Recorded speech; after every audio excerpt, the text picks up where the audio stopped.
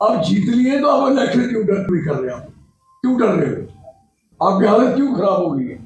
जब सरकार ने कानून बनाए थे, जीती हुई सरकार ने, अफसर तो सिर्फ कानून नहीं बना सकता, अफसर लेजिस्लेटिव असेंबली नहीं है।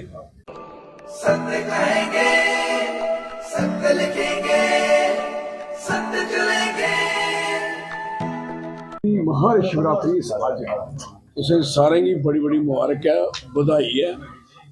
भगवान करे साढ़े अजीज निके मीडिया वाले तो बड़े स्ट्रांग कामयाब रहो और जम्मू कश्मीर च बदलाव लेने च थोड़ा बड़ा अहम रोल है और मैं समझना तो उसकी कामयाबी तुझे मिले।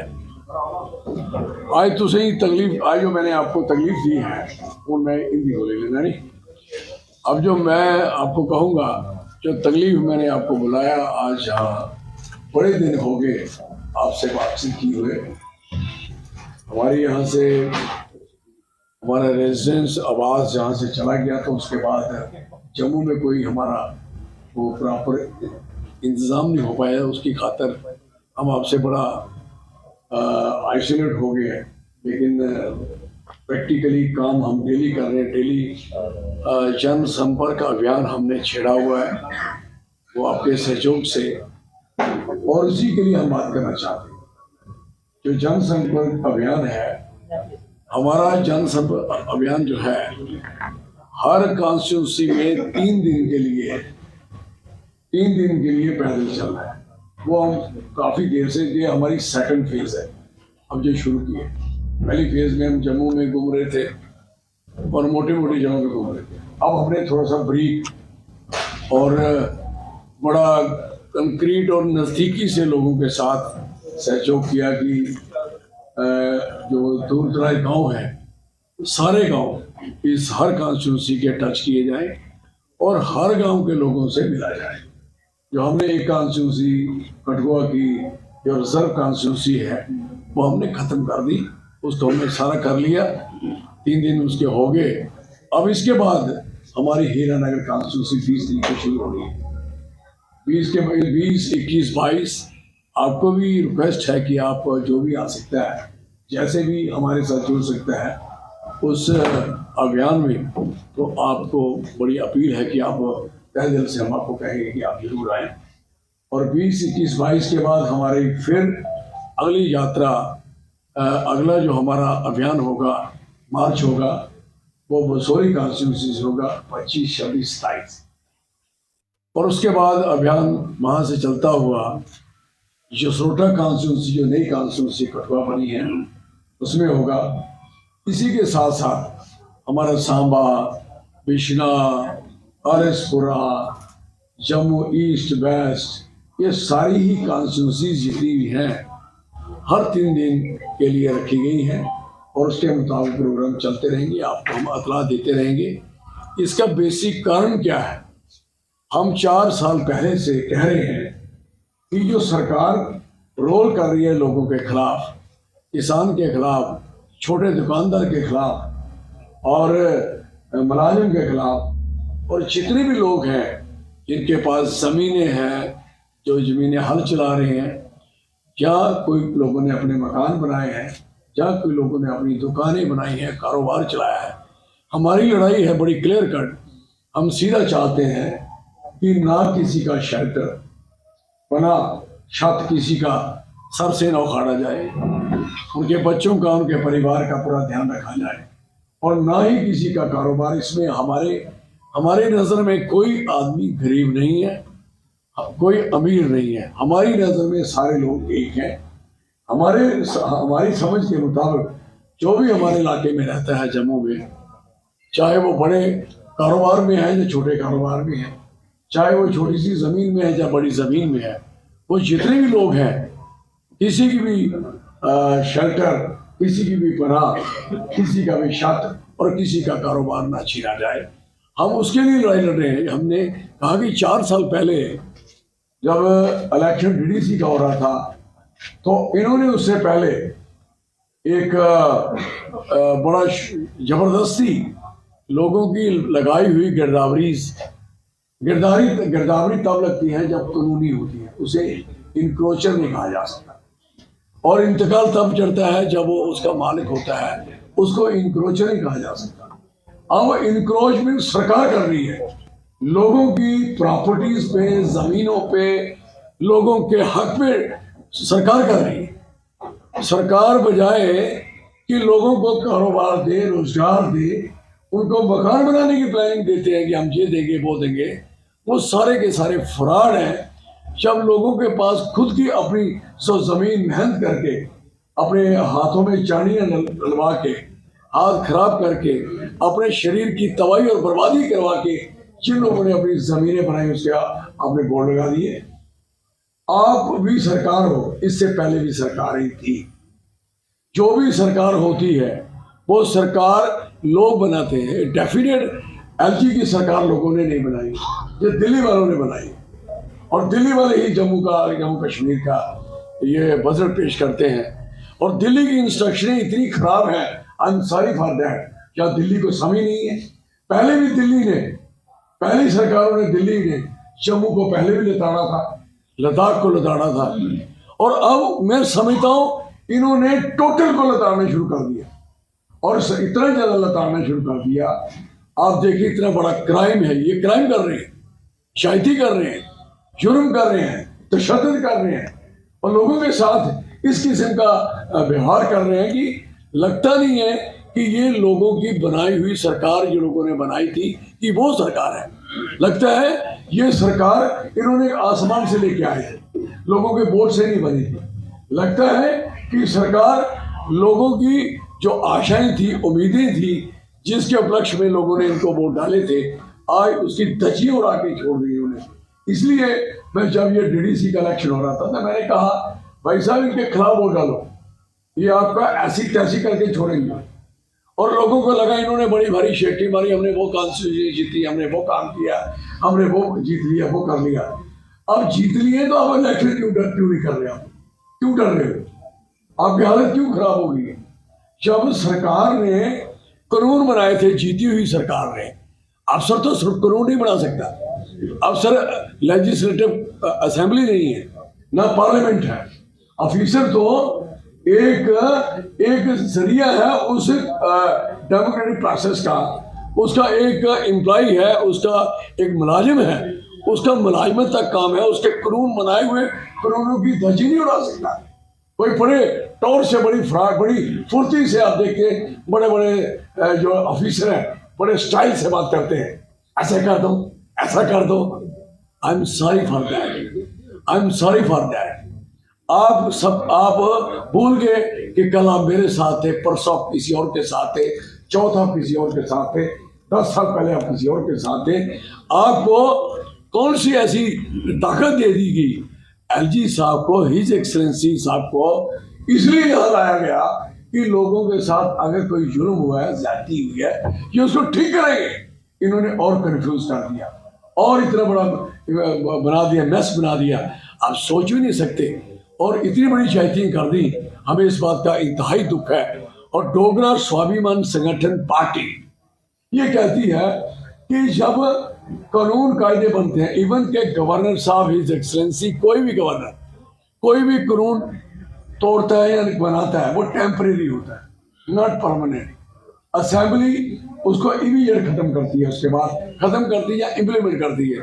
अब बताइए, अब यो खंडर बना के लोगों को दे जाओगे, वो हमारी जिम्मेवारी बनेगी। अब इन खंडरों को कैसे कैसे दोबारा खड़ा करवाना है, कैसे जमीनें जो लोगों को छीनी है, कैसे उनको वापस देनी है, ये प्रॉमिस है हमारा। ये बात हम सबको कहना चाहते हैं, अब छीन लो, अब तोड़ दो। लेकिन जब हमारी सरकार, डोगरा स्वाभिमान संगठन की गवर्नमेंट बनेगी, we know the law, we know the democratic जो लोगों की आशाएं होती हैं, उसके मुताबिक हम वही काम करेंगे जो लोगों को सूट करता है। ये थोड़ी है आप एक दुनिया में पहले तो पूरे देश में बताया कि जम्मू कश्मीर के लोग इतने करप्ट हैं, बेईमान हैं, इतने हमें साबित कर दिया लोगों को कि सारा कुछ इन्होंने लूट के खा गए। इन लोगों को बता रहे देश में कि हम देखो जो लूट लिया था हम वापस ले रहे हैं। आपका लूटा था क्या? आपसे लिया था क्या? आप देने आए थे जमीनें, आपकी जमीनें हैं, आपके नाम ना गिरदौरी थी ना इंतकाल था, आपको मुलाजिम बनाने से आपके नाम पे सब कुछ चला गया। इसलिए मैं कहना चाहता हूँ कि सरकार अगर कुछ करने की हिम्मत रखती है तो बनाए सरकार, तो सरकार फैसला करेगी ना कि किसको छीनना किसको रखना है। और आपके फैसले तो वैसे भी कोई फैसला नहीं होता, इमरजेंसी लगी है इस समय। इसे जब गवर्नर होता है तो उसे इमरजेंसी कहते हैं। अर्जेंट कोई ऐसी प्रॉब्लम खड़ी होगी, कोई डिस्टर्बेंस हो गया, कोई ऐसा क्यास बन गया जिससे गवर्नर रूल लगाना पड़ता है। अब गवर्नर रूल आपको लग रहा है कि अगर यहाँ कोई मिलिटेंसी, उग्रवाद, अगर कोई जहाँ बड़ी मारामारी चल रही है कि कंट्रोल नहीं हो रहा सरकारों से, तो ये सरकारें उस समय ऑनरेबल विजिलेंसी, एलजी और गवर्नर्स, इनको लाना पड़ता है कि आप जाएं और कंट्रोल करें प्रेसिडेंशियल रूल। हमारे ऊपर तो प्रेसिडेंशियल रूल चल रहा है ना, इमरजेंसी चल रही है लोगों के ऊपर, और इमरजेंसी की एक लिमिट होती है, टाइम होता है।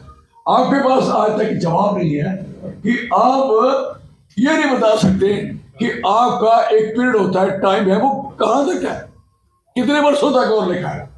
कानूनी तौर पे तो आप खत्म हो चुके हो, लीगली क्योंकि कानून तो ये मानते नहीं।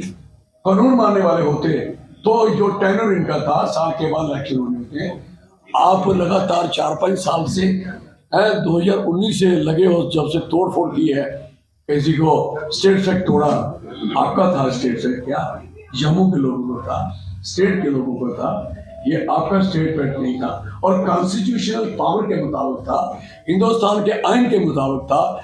और जो आप वो बड़े दिन मनाते हो डेमोक्रेसी के और खासकर 26 जनवरी मनाते हो, तो आपने तो कॉन्स्टिट्यूशन की ब्रीच किया है, आपने तोड़ा है, ब्रेक किया है। राइट टू प्रॉपर्टी, इनसे लोगों का हक छीना है। राइट टू स्पीच आपने छोड़ लोगों की बंद कर दी, जो बोलता है उसकी ऐसी की तैसी करके छोड़ी हुई आपने। तो इसलिए कहना चाहता हूं, इतनी इमरजेंसी जब लगती है तो किन मुद्दों पे लगी? जमीन छीनने की लगी थी क्या? लोगों के कारोबार छीनने की लगी थी क्या? लोगों के मकान तोड़ने की लगी थी था? और अगर वो लगी किस बात के लिए थी कि जो अपने 370 तोड़ी उसकी कोई मुखालफत ना हो जाए, कब्जा कर लो लीडरों के घरों में, उनको कवर कर लो, कोई बगावत ना खड़ी हो जाए। भाई अभी तक आपकी बगावत, अभी तक आपको लग रहा है कि अभी भी आपके डर लग रहा है, आपको डर ही लग रहा है ना, तो सोच रहे हो कि अगर ये हमने दोबारा पावर बना दी तो जो चीजें हमने सोची हैं इससे और बुरा क्या सोचा है इन्होंने। अब लोगों पे एक रोज रात को एक कानून बनता है और टूटता है। पहले जितने कानून बने वो असेंबली में बने, रोशनी बना था असेंबली में बना है, और आपके तो असेंबली में नहीं है आपके पास, और ना आपको लोगों ने कोई पावर दी है। किसी लोगों ने पावर नहीं दी कि आप ये कर दो, ये कर दो, आपको किसी ने पावर नहीं दी। आप जो कर रहे हो आप मन से कर रहे हो और जबरदस्ती कर रहे हो। तो इसलिए हम ये कहना चाहते हैं, लोगों को पूरा भरोसा दिलाते हैं कि लोग हमारे जो जन संपर्क अभियान है उसमें सहयोग करें, आगे बढ़ के सहयोग करें, साथ दें।